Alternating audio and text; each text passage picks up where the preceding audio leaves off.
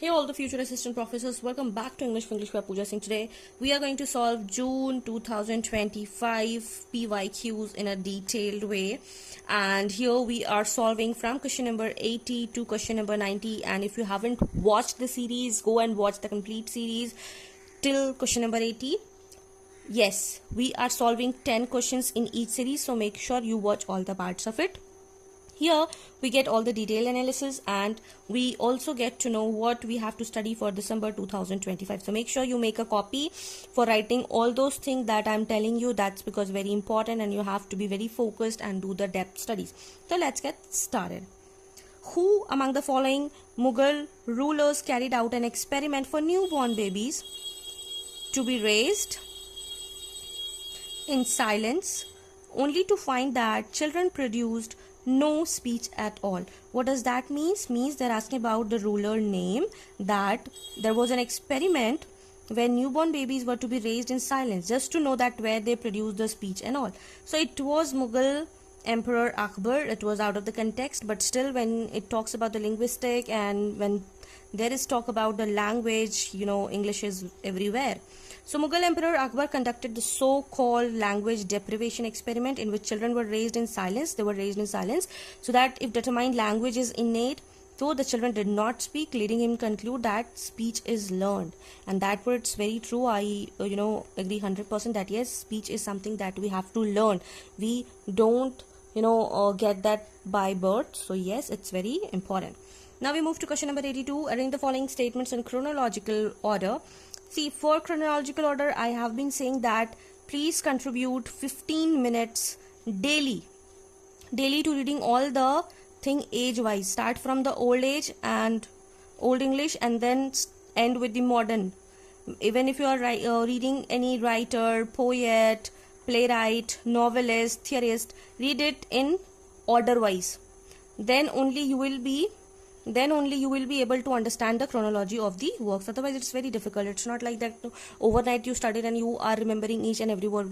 Sometimes we have to assume, we have to do with it. So here you have to do all the work. So here it's talked about Nizam Ezekiel founded Quest, a general intellect review associated with liberal democratic politics.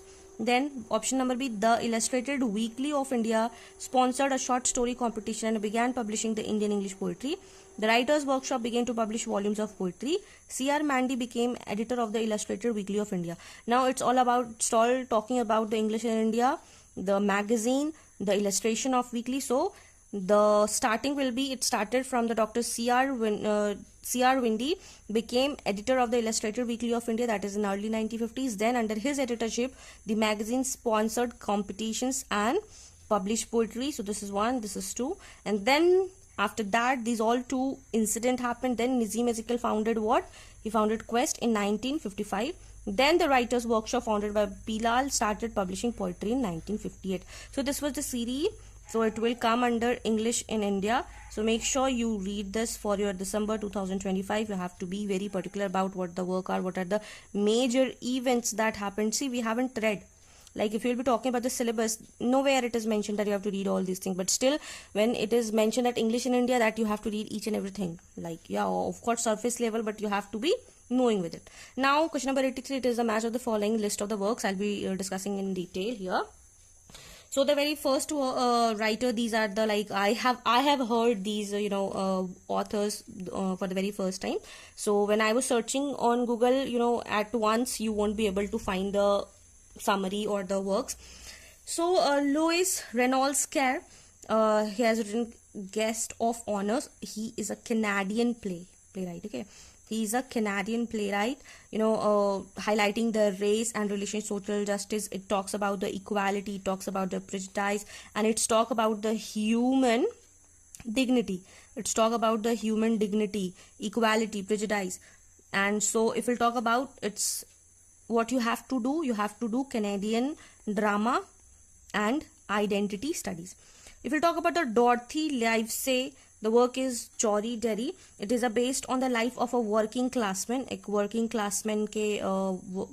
based. Then it's talk about the labor struggle. It talked about the labor struggle. It talks about poverty. It talks about the social change. It talks about social change. Make sure you are writing in your copy, okay? Then Gawain Ferris Ringward work is Dark Harvest. Again, it is a Canadian parallel play set in the Great Depression. Set in a Great Depression, okay? And again, if we'll talk about it, talk about the farm life. It talks about hardship. It talks about survival, okay? So it's again, so basically if you will be watching it out, it's mostly from the Canadian play, and basically the themes are important. Then the Carol Bolt, the work is Redema. It is about the anarchist and the political activist. If you will talk about the theme, again it talks about the theme of freedom, feminism, and the radical politics. So this is how you have to study, like what are the names, why they have been asked, what are the, whenever you are reading any new writer, make sure you talk about his nationality, themes, and why they are known for it, like what are their speciality. So this is the key takeaways. Now we'll be talking about the criticism chronology. Again, it is very important. Every time UGCNET asks PYQ, and even if you are now in 2025, even if you are not knowing what feminism means, what male tradition means, who has written these all things, that I mean it's literally very difficult for you to clear the UGCNET examination, because it is something like they have been asking repeatedly. Means I have seen this repetition many of times. So let's discuss here. It talks about the general trouble, gay literature, history of sexuality, new lesbian criticism, bodies that matters. You might have heard of bodies that matter and the general trouble, but today we will be dealing with it all in detail.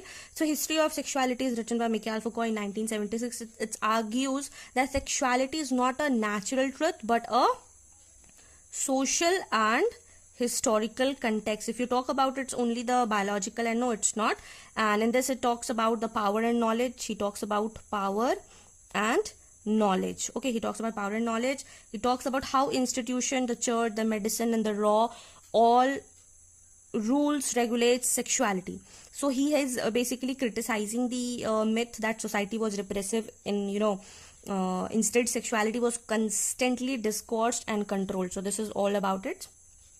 The next work is by The Gender Trouble by Judith Butler in 1990. It is a foundational text for the queer theory का ये foundational text. It talks about the gender perspective. Gender is not something we do, not something we are, and it then talks about the binary of male and female that destabilize the category of woman in feminism. So it's again a very important one.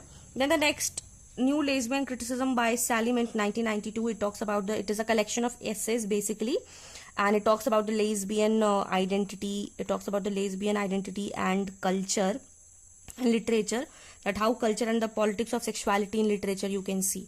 Now we talk about Bodies That Matter, again by Judith Butler. So can you see the repetition of Judith Butler? So make sure you are supposed to read all these works in detail. Read this work in detail, because every time they are asking the question, so it is very important. And read all the theorists, their concepts, not the only this book or the. What you have to do, you have to read the books, important books, name, theories. You have to read the theories in detail, okay? Not the exact this one, but all the others are also. Then A History of Gay Literature by Gregory Woods. In this, it is talked about a gay male writing who is accessing the history, traces from ancient times to the modern literature, and especially the gay literature as a tradition, not a marginal phenomenon. So this is how you have to approach the question. If you're not analyzing this way, and this is also the half done work, you have to do the full work. You have to go and analyze. You have to write it down. What are the works? Why they are asking about it? Okay. Now let's move to question number 85. Arrange the following statements chronologically in the order of their appearance. So, okay, this is very important. If you haven't watched my literary criticism series, make sure you watch it, because in that I have explained in detail what Aristotle's Poetic is. So, I'll just be explaining this one because I have already explained in that video. So, I'll be telling you the answer so that we won't be wasting a lot of time. You just take a screenshot of it so that you can read it later, because I've already explained it. Very important thing. I'll be telling you the option. So what are the correct order. So the very first order should be plot as the main aim of tragedy. Plot should be the main aim of the tragedy. Plot must have beginning, middle and end. So there should be beginning, middle and end. Okay, unity of plot is very important. What is a poet's task? It is to narrate what could happen, the probability and the necessity. Tragic hero should be flawed but relatable, means he should be awesome, he should possess all the good qualities of a hero qualities, and then there should be flaw. There should be a flaw, so that it might be greed, it might be revenge, it might be anger, it can be anything, and that tragic flaw will lead him down. So this is all about, he talks about in the Aristotle's Poetic. It's very important, and this should be read by every English literature student. Now question number 86. Identify the subtitle of Oliver Goldsmith's semi-autobiographical poem The Traveller. So again, it is very important. Oliver Goldsmith's, if you look through carefully the PYQs, Oliver Goldsmith has always been asked like a deserted village, their spellings and the subtitle. So make sure you know the works of it. Know the works, know the subtitle of it, so that for your December 2025 you don't miss any stones left unturned. So what will be the subtitle? A prospect of the society, not the citizen, not the fashionable lover, not the ancient epic. So the full title of Oliver Goldsmith's 1764 is The Traveller, a Prospect of Society. It is a philosophical poem reflecting on the different political systems, that the nature of happiness in various nations. It is also considered by partly autobiographical, as it draws on Goldsmith's European travels. When he was traveling through Europe, he wrote this poem. Okay. Question number 87. And if you want this PDF, you can go to my website and you can avail all the PDFs on a very nominal fee. Arrange the following works of feminism in the chronological order. What are the works? Female Imagination, Mad Women in the Attic, Literature of Their Own, Women Operations Today, that is a problem with the Marxist feminist analysis, and the Revolution in the Poetic Language. Now, the very important one. The very first one is Revolution in Poetic Language, that is by Julia Kristeva, French. Again, it's very important. You have to read all the feminine text in detail. The Female Imagination, Patricia Mayer's Pax. Then the Literature of Their Own, Ellen Showalter, repetitive. Then the Mad Woman in the Attic by Gilbert and Gerber, again repetitive. The Women's Separation Today by Michael Barrett. So this is how it is written. You can take a screenshot of it so that you can study.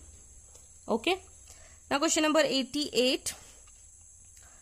Match the following with the liberty of the press, the vision of Mirza and Ordinance. So we'll be directly focusing on the correct answer. Liberty of the Press by John Milton from Areopagitica, The Vision of Mirza by Joseph Addison, an allegorical essay from The Spectator, Of the Knocking Gate and In the Macbeth by Thomas D. Quincy. These are the very famous one. These are the very famous one, and that you should be knowing. If you don't know, make sure you are doing it. This is a match of the following. So I'm writing the here, in front of answer so that it get easy to understand. Then the Mental Slavery of Modern Workmen by John Ruskin. It is a social commentary from Unto This Last on the similar work. So this is how you have to, and it is again very famous works. Now we move to the question number 89. Again, you have to match the list 1 with list 2. Pigeon, Serol, Idolect, Pigeon, Serol, Idolect, Register. Okay, again we'll be dealing with the correct answers so that you understand in the very simple language. So what is Pidgin? Pidgin is a simplified contact language that develops between the speakers of different native language, and it developed for like business kind of thing. Suppose I have to do a business from the Greek and the Romans are doing business, so they will develop some basic language that some words should be from this country, some words from this country, and they'll develop on. That's called Pidgin. So all a stable, fully developed. It is not fully developed. It is not fully developed. Okay, make sure that is the main point to focus on. Natural or language that originated from a pidgin, often found in colonial and post-colonial setting. When it becomes fully developed, it converts pidgin to Serol. Then idolect is a unique language style or dialect of an individual. Register, it is a variety of language used in a particular social setting, that is a legal, medical and journalistic. Okay. Question number 90. Who developed the concept of the cultural circuit, which is important to the study of the interactions of culture and memory in oral research, history research method? Who has developed it? So obviously you have to know what cultural circuit is, what are the cultural and memory oral research method is. So these are developed by Graham Dawson and A.I. Thompson. Developed the concept of the cultural circuit, which is central to oral history research, particularly in understanding how memory, identity and cultural interact over time. So this is how you have to develop an understanding that yes, you have to do a lot of lot of work. Just knowing the answer won't help. So if you will see from 90 to 100, this is from question 90 to question 100 is the poem and the passage that we'll be doing in the next class.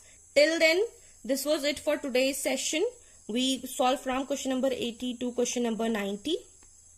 If you found this video helpful, do not forget to like, share with your friends, and if you are new to the channel, do not forget to subscribe to miss any update. And yes, till then, keep learning and keep shining. Bye bye, take care.